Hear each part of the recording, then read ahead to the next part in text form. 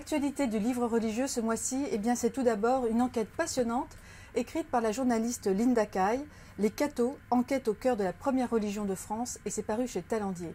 Alors Linda Kay nous plonge en fait au cœur de la sphère catho, nous fait découvrir des hommes et des femmes, des catholiques de souche, de culture, mais aussi des recommençants et puis des convertis. C'est un essai qui nous permet de comprendre à quel point les catholiques en France sont divers, sont très variés, et puis c'est comprendre aussi leurs pratiques. C'est un ouvrage passionnant, très incarné, très vivant. Je vous écris de la Terre Sainte à présent, du père David Neuhaus aux éditions Bayard. C'est un ouvrage vraiment essentiel que je vous invite à découvrir car le père Neuhaus a eu une trajectoire particulière. C'est un Sud-Africain d'origine, de confession juive aussi, et il a été amené à partir en Terre Sainte, à Jérusalem, tout jeune enfant. Il s'est converti au catholicisme et est devenu prêtre jésuite. Ce livre qui rassemble des articles, c'est le cri du cœur d'un homme profondément attaché à cette terre, à Jérusalem, à la Terre Sainte. C'est un homme qui vit au milieu et au contact de tant de gens différents, de cultures différentes, de confessions religieuses. Vous allez découvrir à quel point ce monde est complexe, il est violent peut-être, mais il est aussi bourré d'espérance, une terre vraiment multiculturelle et qui s'enracine vraiment dans une expression millénaire de la foi.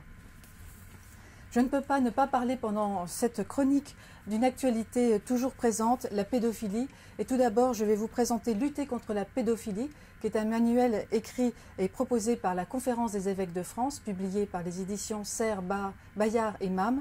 C'est un ouvrage essentiel qui a été revu et corrigé, retravaillé, qui est à l'usage de tous, très pédagogique et qui est absolument essentiel. Et puis, je ne peux aussi que vous proposer ce témoignage difficile, terrible, mais très bouleversant de Daniel Pittet, Mon père, je vous pardonne, aux éditions Philippe Ray. C'est un ouvrage vraiment remarquable, la confession d'un homme, le témoignage d'un homme qui a été abusé pendant de longues années par le même prêtre.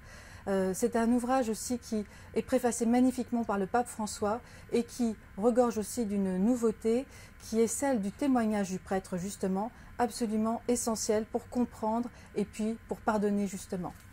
Et puis cette enquête proposée par notamment le sociologue Olivier Bobineau, spécialiste des religions, Le sacré incestueux, les prêtres pédophiles aux éditions Des Clés de Brouwer, un ouvrage aussi qui complète bien cette sélection.